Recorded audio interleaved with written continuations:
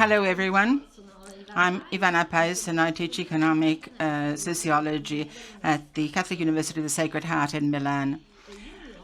I teach economics and digital environments, and I've been working on digital platforms in the last few years. The platforms are changing the ways in which we relate to one another, but also how our exchange is changing. We are a platform economy.